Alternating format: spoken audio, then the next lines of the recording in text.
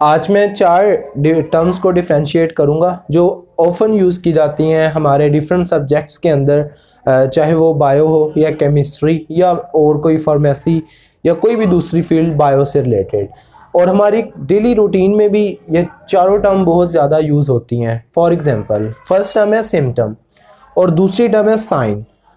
हम इनको alternatively use कर सकते हैं, नो प्रॉब्लम, लेकिन टेक्निकल डिफरेंस क्या है?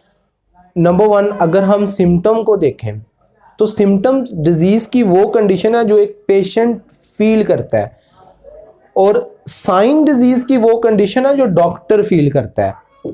फॉर एग्जांपल, अगर किसी एक बंदे को हार्ट अटैक है होने वाला है या उसको हार्ट इश्यूज़ हैं, तो वो एक पेशेंट को जो फील हो रहा है कि लेफ़्ट साइड पे पेन है, रेडियंट्स वेव्स की सूरत में पेन जो है वो मूव कर रहा है लेफ़्ट साइड की तरफ, और उसकी चेस्ट कैविटी में जो है वो टाइटनेस है।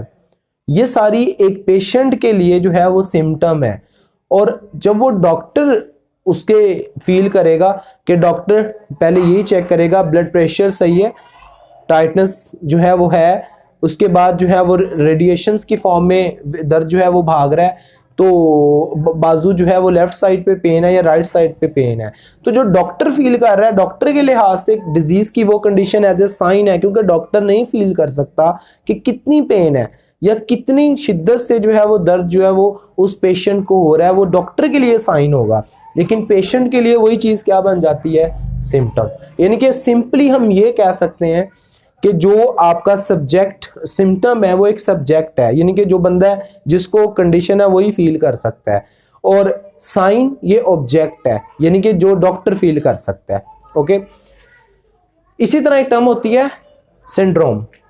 अगर कलेक्टिवली काफ़ी ज़्यादा सिम्टम एक कंडीशन के साथ एसोसिएट हो जाएं, वो एक सिंड्रोम बन जाता है। डिफरेंट कॉजेज हो सकते हैं, viral agent, number 2 chromosomal, heredity, लेकिन इसमें मल्टीपल हमारे ऑर्गन्स मल्टीपल सिम्टम्स शो करते हैं। वेरी कॉमनली एड्स को देख लें, इसमें हमारे अंदर जो सिम्टम्स आती हैं, हमारा blood cancer, number 2 loss of immunity, number 3 आपकी लिम्फेटिक सिस्टम, नंबर 4 आपकी ओवरऑल जो बॉडी फिजिक आपकी फटीक हो जाती है, फीवर में रहते हैं, काफ़ी ज़्यादा आप जो है वो उस कंडीशन के अंदर आ जाएंगे, वो एक सिंड्रोम बन गया जिसको हम एड्स कहते हैं HIV की वजह से।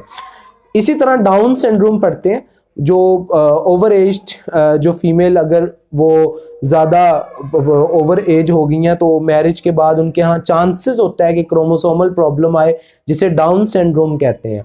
डाउन सिंड्रोम में क्रोमोसोम ज़्यादा हो जाता है, जिससे जो है वो बच्चा मेंटली और ज़हनी तौर पे मफलूज हो जाता है, उसकी ज़ुबान बाहर रहती है, फ्लैट उसका फेस हो जाता है। तो जब मल्टीपल सिम्टम शो हों उसको हम बोलते होते हैं सिंड्रोम। डिफरेंट कॉजेज इसके होते हैं। डिसऑर्डर, कोई भी चीज़ जो हमारी फिजिकल या मेंटल हेल्थ को डिस्टर्ब करेगी वो एक डिसऑर्डर है, यानी कि नॉर्मेलिटी से एबनॉर्मेलिटी, उसका कॉज जो मर्जी हो वो डिसऑर्डर है। और मोस्टली ये टर्म हम मेंटल डिसऑर्डर्स के लिए यूज़ करते हैं, जिसमें हमारी एंजाइटी लेवल, इसके अलावा हमारी थिंकिंग, हमारी डिप्रेशन, हमारी स्ट्रेस, जो आपको नॉर्मल रूटीन से आपको जो है वो प्रॉब्लमेटिक की तरफ ले जाएं, वो सारी की सारी जो है वो आपकी मेंटल डिसऑर्डर्स के अंदर आती हैं। सो ये चारों टर्म, सिम्टम्स डिजीज़ की वो कंडीशन जिसमें पेशेंट फील करता है, डॉक्टर फील करता है, डेट इज साइन।